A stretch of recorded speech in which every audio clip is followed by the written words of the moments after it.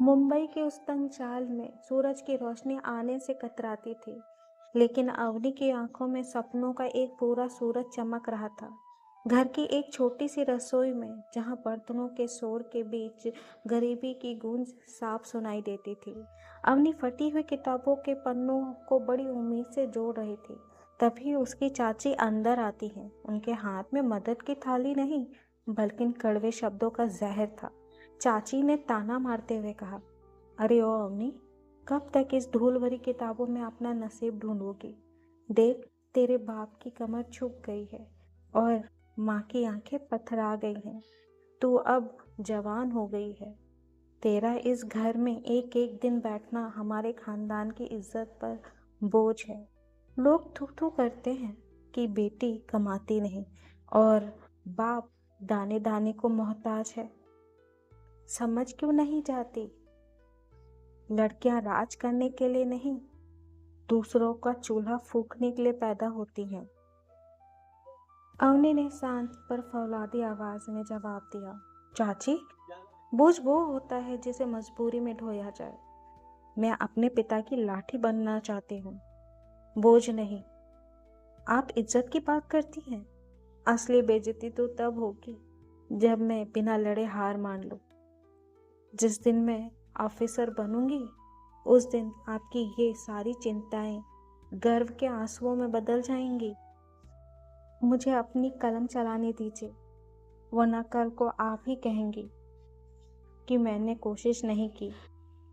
वक्त गुजरता गया और अवनी की तपस्या गहरी होती गई। कॉलेज जाते समय नुक्कड़ पर खड़े लड़के फफ्तियाँ कसते, बुरी नजर से उसका पीछा करते, पर अवनी ने कभी पलटकर नहीं देखा। उसने अपनी खामोशी को ही अपनी ढाल बना लिया। पढ़ाई का खर्च निकालने के लिए वह सुबह 4 बजे उठकर दूसरों के घरों की सफाई करती और दोपहर में छोटे बच्चों को पढ़ाती।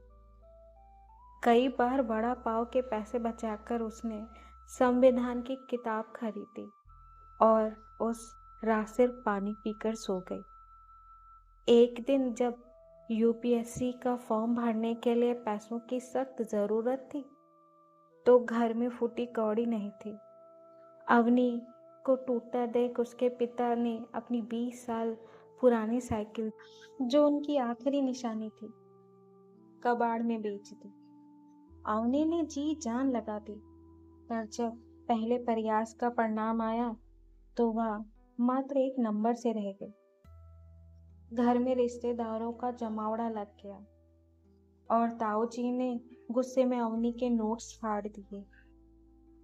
ताऊ जी चिल्लाए, अब भी शर्म नहीं आती? चपरासी की औकात नहीं और चली थी कलेक्टर बनने। तेरे बाप की इकलौती साइकिल भी खा गई तू। अब ये नाटक बंद कर। कल लड़के वाले आ रहे हैं, चुपचाप उनके पैर पकड़ लेना। अवनी ने कांपते हाथों से अपने फटे हुए नोट समेटे और भरे गले से कहा, ताऊ जी, कागज फटने से सपने नहीं मरते। आपने मेरे नोट्स फाड़े हैं, मेरा हौसला नहीं। मैं फेल हुई हूँ क्योंकि शायद मेरी मेहनत में कुछ कमी थी, पर मैं हारी नहीं हूँ। आपने मेरे पिता की साइकिल की बात की, उस साइकिल के एक एक पहिए की कसम खाकर कहती हूँ, अगली बार जब इस घर के सामने गाड़ी रुकेगी तो उस पर नीली बत्ती होगी और उस पर बैठने वाली आपकी यही बोझ वाली बेटी होगी। उस अपमान के बाद अवनी ने खुद को दुनिया से काट लिया। ना कोई त्योहार, ना कोई रिश्तेदार। चाल के एक अंधेरे कोने में मोमबत्ती की रोशनी में उसकी कलम चलती रही।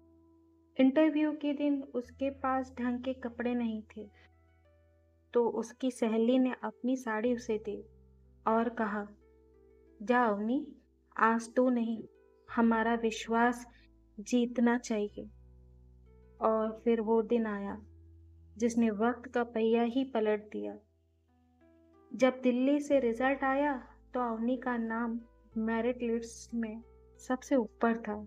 वही चौल की तंग गली जहां लोग उसे देखकर कटाक्ष करते थे। आज वहां फूलों की बारिश हो रही थी। एक शानदार सरकारी गाड़ी चौल के गेट पर रुकी। वही चाची जो उसे बोझ कहती थी, आज हाथ में आरती की थाली लेकर सबसे आगे खड़ी थी।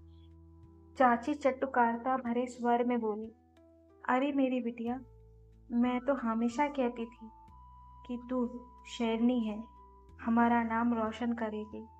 अवनी ने गाड़ी के गेट पर रुककर पलट कर देखा और कहा, चाची, कल तक तो मैं बोझ थी, आज ये बोझ इतना कीमती कैसे हो गया कि आप इसे माला पहनाने आ गए।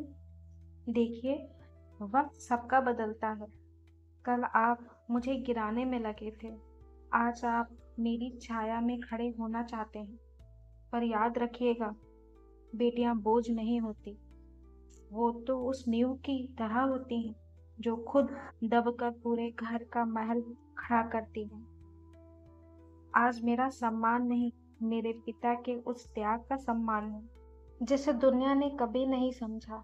अवनी ने अपने पिता का हाथ थामकर उन्हें अपनी गाड़ी में बिठाया और पीछे छोड़ दी वो तंग गलियां और वो कड़वे ताने जो अब तालियों की गूंज में बदल चुके थे। हेलो दोस्तों, आपको ये कहानी कैसी लगी कमेंट करके बताइएगा। और आगे ऐसी ही कहानियाँ सुनने के लिए हमारे चैनल को सब्सक्राइब करें और लाइक और शेयर भी। धन्यवाद।